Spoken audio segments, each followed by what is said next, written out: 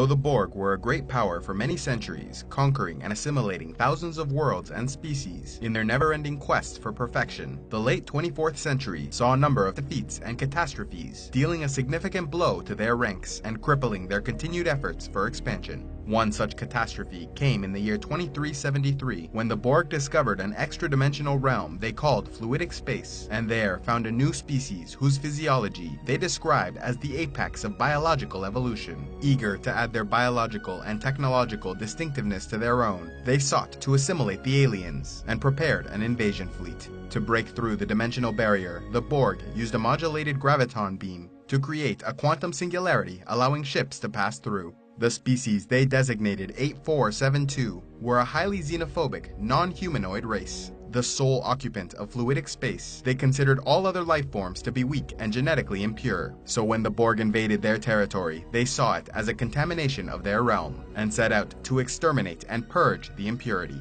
At first, this meant eliminating the Borg, but eventually they endeavored to destroy all weaker forms of life. The Borg were unprepared to face the mighty armies of species 8472, as they had evolved to possess a great number of advantages, such as telepathy, great physical strength and size reaching 3 meters tall. They did not require sleep, were able to survive in the vacuum of space, produced a biogenic field which made them nearly invisible to sensors, and possessed an immune system that destroyed any foreign substance that entered their body. This made them immune to assimilation and nanoprobes, the main weapons and tools of the Borg. If ever in close-range combat, species 8472 fought with their claws, lashing out in the hopes of merely making contact with their enemy, so their cells might infect and consume them from the inside out. If captured or in terrible pain without hope for rescue or recovery, species 8472 was even able to end its own life by releasing a cellular toxin into their bloodstream.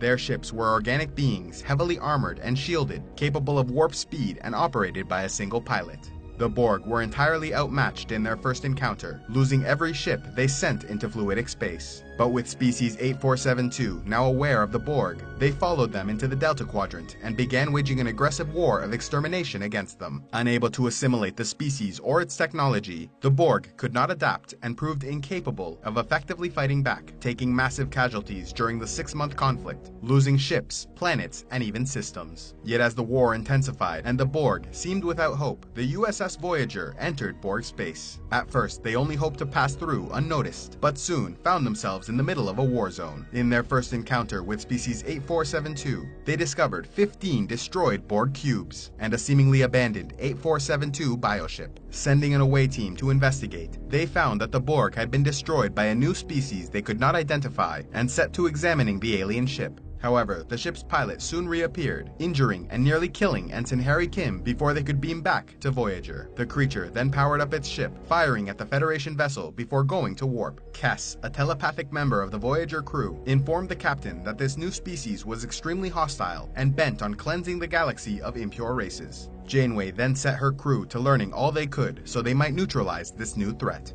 In treating Harry Kim and examining the remains discovered at the battle site, Voyager's holographic doctor discovered a way of modifying Borg nanoprobes so they might neutralize the infectious cells of their enemy. Janeway then took Voyager directly into a Borg system where she negotiated with the Borg Queen, offering to share their newly discovered technology to aid them in their fight against species 8472. In exchange, the captain asked for her ship and crew to be allowed safe passage through Borg space. The offer was accepted, and for a time they worked together, creating weapons and defenses they might use against their common foe. A Borg representative designated 7 of 9, tertiary adjunct of Unimatrix 01, was even assigned to work on Voyager in a crew exchange which allowed their collaboration to be more productive. To safeguard against Borg treachery, Janeway refused to share all the details about their work and had the Doctor's program ready to be deleted, destroying the technology so desperately needed. As they continued their work, species 8472 launched a massive attack in the center of Borg space, destroying over 4 million drones. And so 7 of 9 ordered Voyager to head to that location so they might use their newly developed technology.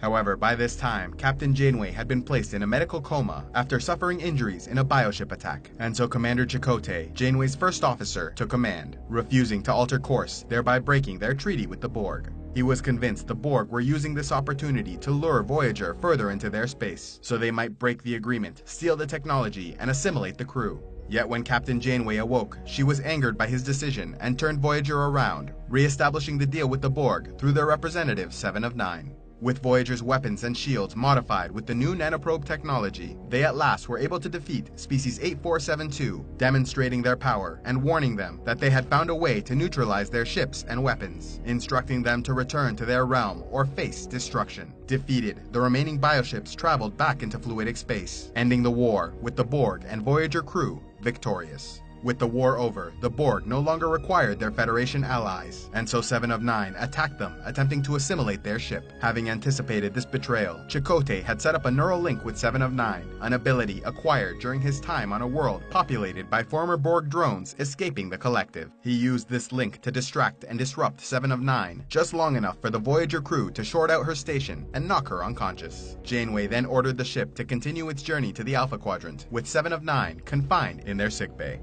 In the aftermath of the Borg Species 8472 war, a single member of the fluidic space species was left behind after their retreat. Trapped in the Delta Quadrant, the creature was pursued for many months by Hirogen hunting parties, until encountering the Voyager crew, who captured it, hoping to return it to fluidic space. But 7 of 9, the former drone, now member of Voyager, refused to allow it to escape, instead sending it to a Hirogen ship so it might be killed. In addition, when the Borg rebellion began and a number of drones regained some part of their individuality to fight against the collective, the rebels spoke of possibly reaching out to Species 8472 so they might unite against their common enemy. Species 8472, shaken and greatly disturbed by the creation of nanoprobe warheads, became convinced humanity would one day enter fluidic space and exterminate them, and so prepared an invasion force, building an exact replica of Starfleet headquarters on Earth and using their technology to assume human form, so they might learn to mimic their enemy and plant their agents at the heart of Federation space. But the Voyager crew discovered one of these sites, leading to negotiations in which a technology exchange ended the hostilities between the species, at least temporarily, and sent Species 8472 back once more into fluidic space. A special thanks to all those who have contributed to Civilization X. You make these videos possible, and I am eternally grateful for your support. If you would like to help Civilization X and want a say in the future content of this channel, click on the Patreon link in the description box below, and pledge any amount you'd like on a monthly basis. Or if you would prefer to make a single donation, you can use the PayPal link, also in the description below. And please be sure to like and subscribe, and click on the links to see more.